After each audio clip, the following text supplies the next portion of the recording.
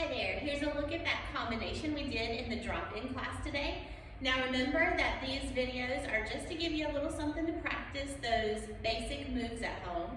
You don't have to try to remember it from one week to the next, it's just to give you a little bit extra practice. So with the little combination we put together at the end of the class, we started off with our hip circles. And for the 8 count, we were doing 3 hip circles and then a little bit of a roll up. Now, if you're not quite to the stage of being able to do a roll up, you could just do 4 hip circles. So the timing on those circles would look like 1, 2, 3, 4, 5, 6, 7, 8, if you're just doing 4 circles.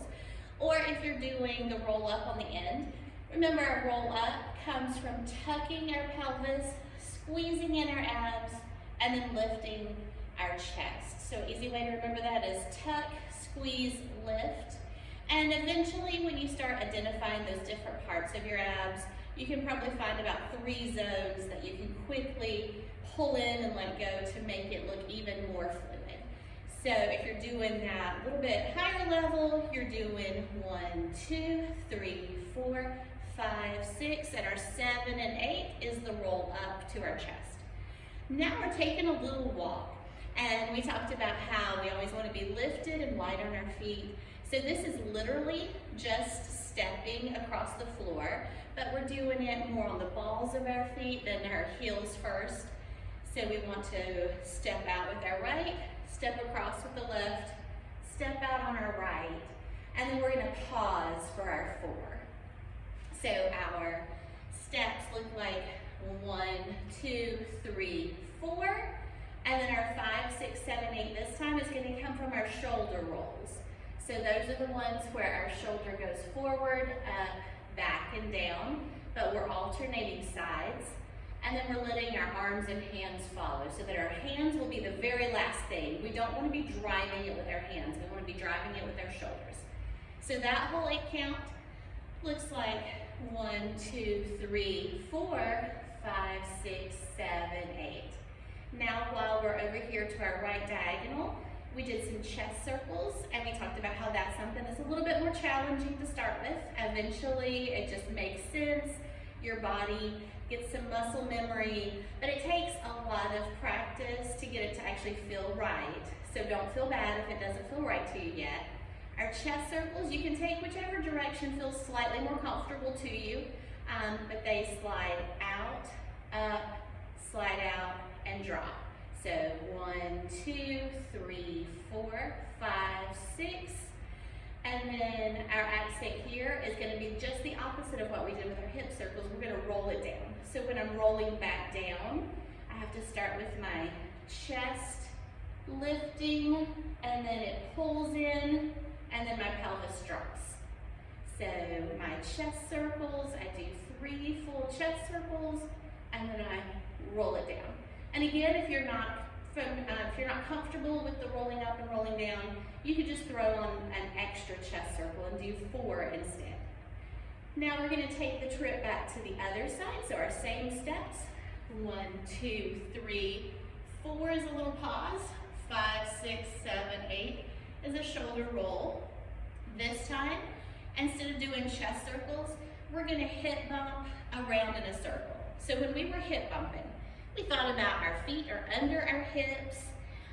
We're shifting so that our weight can bump out on each side, but we're not necessarily picking up our feet when we're just bumping.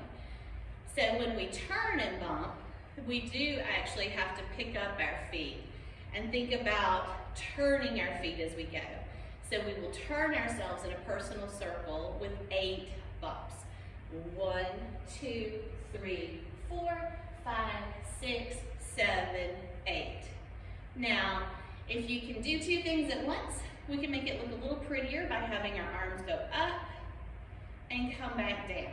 So it would make more sense for them to go up for half the time, which would be to the 4 count, and then back down for the 5, 6, 7, 8. So if you can put all of that together, it looks like 1, 2, 3, 4, 5, 6, 7, 8. Now we're back to the beginning. Our arms are kind of down by our hips. Our last movement went to the left, So we are going to go to the right with a figure 8. So our hip figure 8s are horizontal, starting front to back, and we're going to let our arms just kind of follow which way our hips are going. So we're going to the right, to the left, to the right, to the left. And that makes the full 8 count if we think of 1, 2, 3, 4, 5, 6, 7, 8.